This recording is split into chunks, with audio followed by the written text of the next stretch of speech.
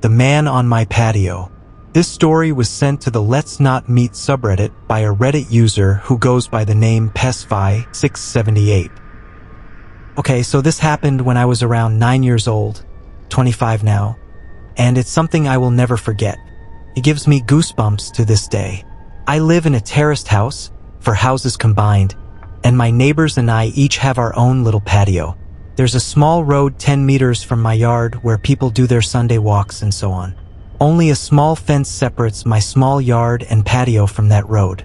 I live in a pretty crowded area, with several of these terraced houses spread around in my neighborhood, so seeing people walking on that road is pretty normal for me. Seeing random people standing on my patio is not. When I was 9, I usually got home from school about an hour before my mom got home from work.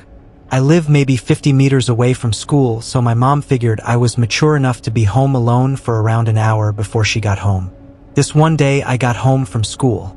I did the usual thing, which was to make sure I locked the front door and double-checked that the back door leading to the patio was also locked. I was 9. Being alone was a little scary, even though it was in the middle of the day and only for 1 hour. I then rushed to my room upstairs to play as much PlayStation as possible before my mom came home and made me do homework. While playing, I heard this noise coming from outside my window. My room was located 1 floor over the patio with a view to the road I told you about before. It was kind of like the sound of a cat. But my cat had been missing for over 3 months. Hope sparked and I thought, OMG, did he finally come back? I ran downstairs to check if it was my cat, but the sight that met me gives me goosebumps just writing this.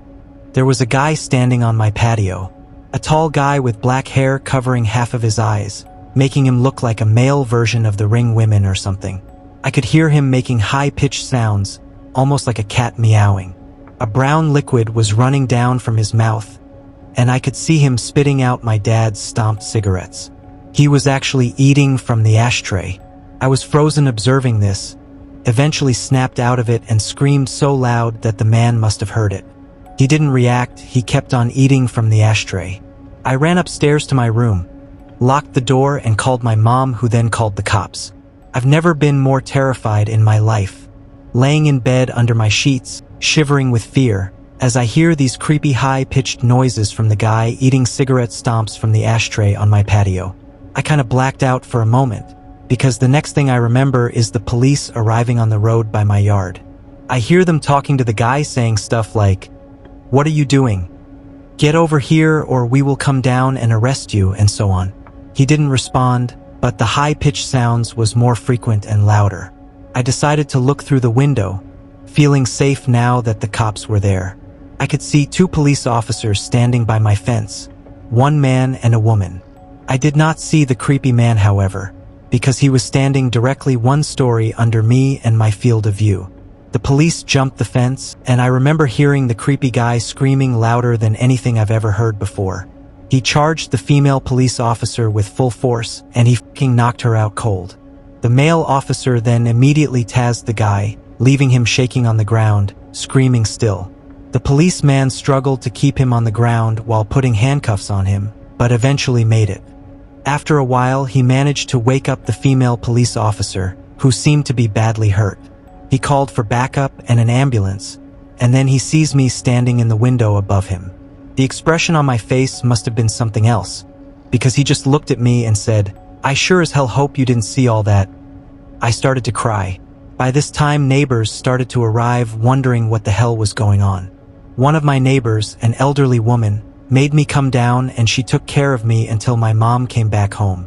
The police took the creepy guy with them in the car and left. Before they left, they promised to come back and talk to us about what had happened.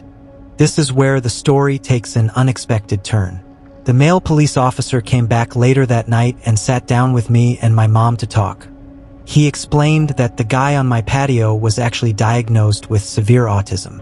He had escaped a facility where mentally challenged people lived, located around 5 kilometers from where I live.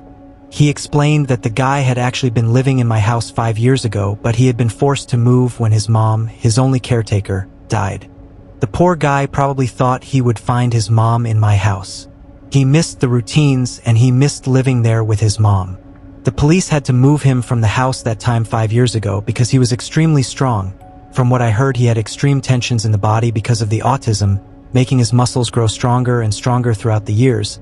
This was the reason he reacted the way he did when the police came this day. Still frightened, I told the police officer that he needed to make sure this would never happen again. He promised it wouldn't. After a few sleepless nights, my life got back to normal. The years went by and the guy didn't come back. Until 1 year ago. At this time, my mom and dad had moved out. I bought the house from them and I'm still living there today. I was enjoying my morning coffee on the patio when I see this random guy stopping on the road by my fence. He just stands there, looking at me. I look at him and give him a nod. And then I hear the high-pitched noises. Holy shit, it's him.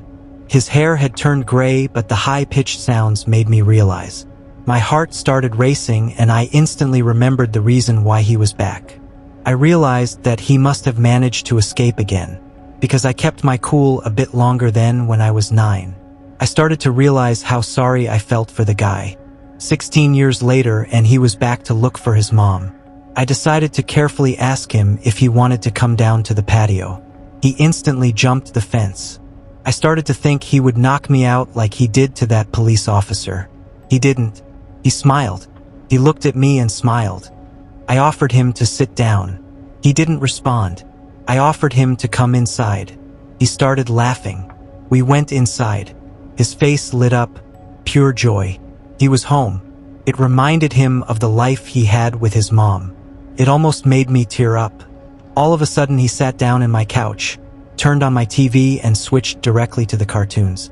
I observed him for a while. He was just completely focused on the cartoons. I just wanted him to enjoy the moment, so I didn't say anything to him. I realized I had to call the facility to let them know. The caretakers arrived 10 minutes later. After a lot of convincing, he got back up, crying, and they went back to the facility. I called the facility 2 days later. We made a deal. His name is Tom, and I now consider Tom my friend. Every Sunday from the day he returned, Tom and his caretakers visit me to watch cartoons. They say it's the highlight of his week. It makes my heart warm. If you've made it to the end of this video, thank you. I appreciate you so much. If you find creepy, disturbing, or horror contents interesting, please do like and subscribe for more videos like this. With that being said, I'll see you guys in the next one.